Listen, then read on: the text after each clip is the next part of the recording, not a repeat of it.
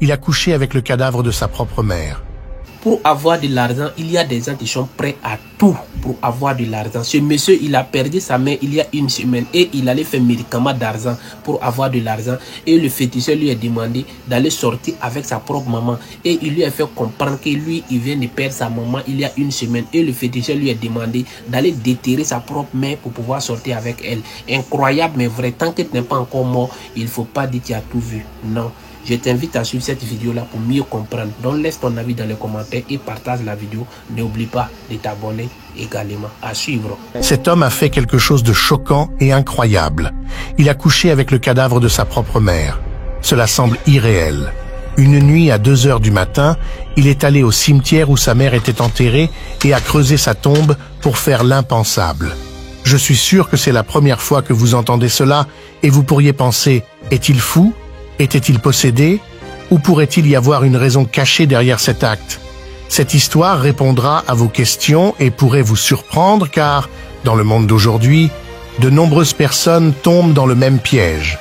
C'est son histoire. Mimi naitwa Adam Ramadhani, lakini kwa jina ninalofahamika sana. Je m'appelle Ramadan, mais tout le monde m'appelle Mifano. J'ai 28 ans. Je suis célibataire et je n'ai jamais été en couple. J'ai terminé la 7e année à l'école. Je voulais étudier davantage, mais je n'ai pas pu parce que ma famille était pauvre. Mes 2 parents sont décédés. Nous sommes 2 enfants dans notre famille et je suis le cadet. J'ai toujours voulu être artiste. J'aimais regarder les acteurs et les chanteurs et je voulais être comme eux, ou même mieux qu'eux. Quand il était enfant, il aimait attirer l'attention et avait soif de célébrité. Ses amis et d'autres lui disaient qu'il était très talentueux et qu'il devait travailler dur pour développer son talent et devenir riche. Cela l'a rendu très déterminé à faire tout ce qu'il fallait pour devenir quelqu'un de spécial. J'ai décidé qu'il était temps d'agir. Alors, je suis allé rencontrer un homme riche que j'avais souvent vu en ville. Certaines personnes m'ont aidé à entrer en contact avec lui. Elles l'ont appelé et lui ont dit qu'un gars talentueux voulait lui parler. L'homme riche a accepté de me rencontrer et de discuter avec moi. Le jour où nous nous sommes rencontrés, il a dit qu'il m'aiderait à réaliser mon rêve, mais qu'il y aurait un coût. Quand il a dit cela, j'ai eu peur. Je lui ai demandé ce qu'il voulait que je fasse. Il a répondu, « C'est facile. Mais tu dois être courageux. » Ces mots m'ont effrayé, mais j'ai dit que j'essaierais. En tant que jeune homme avide de richesse, il croyait être proche de réaliser son plus grand rêve. Cependant, il ne comprenait toujours pas pleinement pourquoi on lui disait qu'il devait être courageux. Je me souviens que nous sommes partis et avons parcouru une longue distance jusqu'à la campagne. Nous sommes arrivés à une petite cabane et il m'a dit que c'était là qu'il était devenu riche. Il m'a dit d'entrer, je l'ai cru, et nous avons trouvé une vieille femme à l'intérieur. L'homme a dit qu'elle était la patronne, mais en réalité, c'était une sorcière. Dès que je l'ai vue, elle a dit « Je sais pourquoi tu es là ».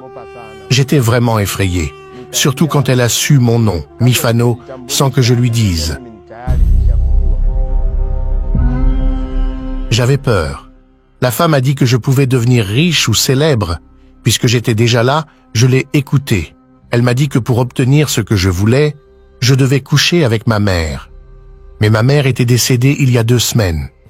J'ai demandé comment cela était possible. Elle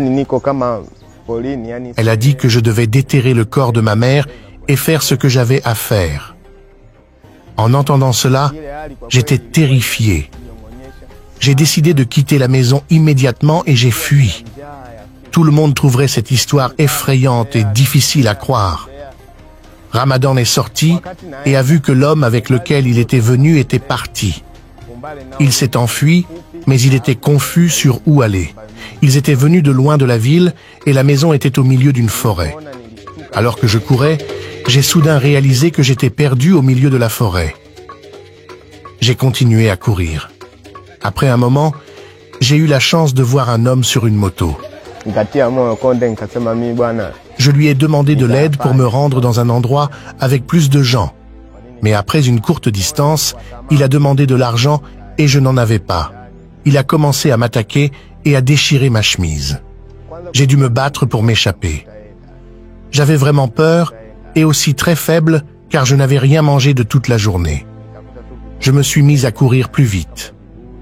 Mais le moment le plus effrayant a été quand je me suis retrouvé de nouveau devant la maison de la sorcière. Il semblait qu'il ne pouvait pas échapper quoi qu'il fasse. Chaque fois qu'il essayait de partir, il se retrouvait là où il avait commencé et plus le temps passait, plus ses pensées changeaient. Je suis arrivé à un point où j'ai commencé à penser que c'était acceptable de faire ce que la sorcière demandait, même si ma mère était décédée. Je pensais à quel point je voulais être comme les gens célèbres et je sentais que je devais tout faire. Alors, je suis retourné voir la sorcière et j'ai accepté de faire ce qu'elle voulait. Mais pour être honnête, je ne sais pas quelle force me manipulait à ce moment-là. Elle a dit que j'avais fait un bon choix et que je deviendrais célèbre 2 fois. Elle m'a donné un corps avec quelque chose à l'intérieur. C'était un petit tissu avec 7 aiguilles et elle m'a dit de le garder en disant que cela serait important plus tard. Elle m'a ensuite dit de trouver cet homme pour m'aider à déterrer la tombe de ma mère à 2 heures du matin, puis je devais coucher avec elle. Je suis allé directement voir mes amis.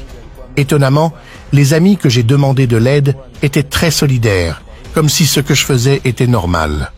Tard dans la nuit, les jeunes hommes sont allés au cimetière. Ils ont déterré la tombe. Ramadan a fait ce que la sorcière lui avait demandé de faire avec sa mère, et ses amis ont regardé silencieusement. Ma mère était dans la tombe depuis 2 semaines, mais son corps semblait encore frais quand j'ai fait cette horrible chose. J'avais l'impression que des forces inconnues me contrôlaient. Après avoir terminé, nous l'avons de nouveau enterré. C'était étrange pour moi que mes amis aient tout regardé comme si c'était normal, et je me demandais si une certaine force les contrôlait aussi. Au fil du temps, il a réalisé de plus en plus que tout était mensonge. Il n'avait pas la paix, alors il a décidé de quitter son village. Il espérait que cela l'aiderait à échapper à ses pensées effrayantes et à trouver la paix. Il a également réalisé que la richesse qu'il voulait était un mensonge et qu'il avait été dupé. J'ai continué à avoir des expériences horribles. Je ne pouvais pas bien dormir et faisais de mauvais rêves. Tout cela est arrivé alors que ma sœur, qui vivait dans la même maison, n'en savait rien. Alors, j'ai décidé d'aller à Dar es Salaam. Il a trouvé cela difficile car il a voyagé dans un camion agricole tout seul. Mais il devait le faire pour essayer de s'échapper des choses qui le terrifiaient. Il pensait que le fait d'aller en ville l'aiderait à échapper à son passé et aux mauvaises expériences qu'il avait vécues. Mais au lieu d'améliorer les choses, déménager en ville a en fait rendu sa vie encore pire qu'avant. Quand je suis arrivé en ville pour la première fois, j'ai travaillé dur, mais je n'avais pas d'endroit où rester. Trouver de la nourriture était difficile, et parfois, je devais laver la vaisselle pour les gens en échange de nourriture. Un jour, alors que j'étais dans la rue, j'ai remarqué une femme marchant et 2 hommes la suivaient. Ils semblaient vouloir lui faire du mal. Quand j'ai réalisé qu'ils essayaient de la voler, je l'ai aidée. Elle était très reconnaissante et m'a demandé de la ramener chez elle. Cette femme était riche. Elle m'a demandé des détails sur ma vie et je lui ai dit que je n'avais nulle part où vivre. Elle a dit qu'elle m'aimait bien et m'a dit de rester avec elle chez elle. Mon cœur s'est apaisé car j'avais trouvé une nouvelle chance dans la vie, mais je me sentais encore incertain à l'intérieur. Ramadan a commencé à vivre une meilleure vie dans cette maison. Il y trouvait tout ce dont il avait besoin. La femme lui donnait tout et prenait bien soin de lui. Mais même avec toutes ces bonnes choses, les souvenirs et les conséquences de ce qu'il avait fait dans le passé continuaient de le suivre. Il ne disparaissait pas et continuait de l'affecter. Pendant mon séjour dans cette maison, je n'ai pas eu de problème, mais je me demandais toujours qui était la femme qui y vivait.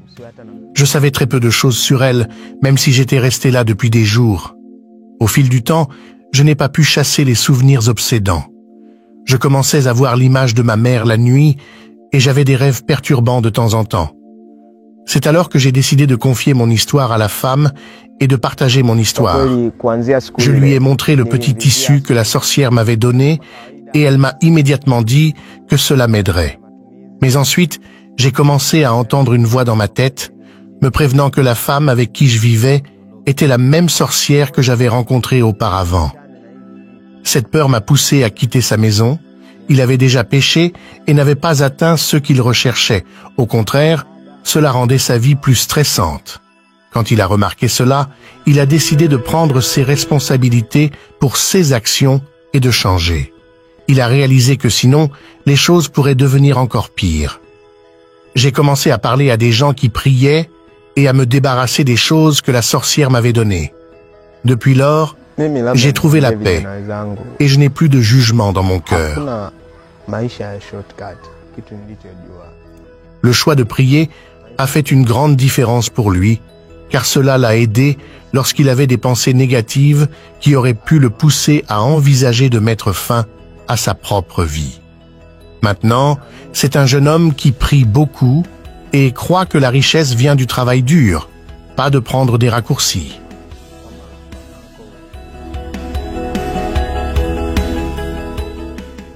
C'est vraiment triste d'avoir eu une mère aimante et ensuite de faire quelque chose de terrible avec son corps mort juste pour devenir riche rapidement. Vouloir devenir riche rapidement peut conduire à faire de terribles erreurs qui sont difficiles à croire. Il vaut mieux avoir foi en Dieu et travailler dur plus que tout. Travaillez dur et croyez en vous, vous atteindrez vos objectifs sans aucun doute. Merci de regarder, n'oubliez pas de vous abonner.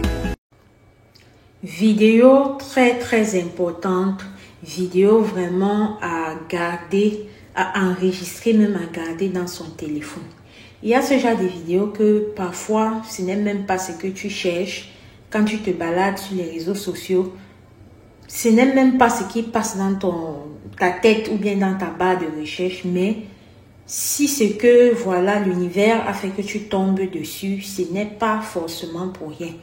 Donc moi, quand ça m'arrive de tomber sur ce genre de vidéo, je vais moi l'écouter, je sauvegarde quelque part. Bon, maintenant qu'il y a cette page ici, je dépose ici, c'est aussi une manière pour moi de sauvegarder à travers les titres. Je sais que j'avais écouté telle chose, si je vais encore écouter, je pars là-bas, je n'ai qu'à taper comme ça, je vais trouver. Même chose pour vous. Et ça, c'est une des raisons pour lesquelles je vous demande tout le temps de vous abonner et d'activer votre cloche de notification parce que vous ne connaissez pas, mais c'est aussi votre bibliothèque. Si tu suis quelque chose là qui te plaît et que tu n'as pas assez d'espace dans ton téléphone pour enregistrer, tu te rappelles juste où est-ce que tu as suivi ça. Le moment venu, tu sais qu'ok, si elle n'est pas sur telle place, je vais écouter ça. C'est de ça qu'il s'agit.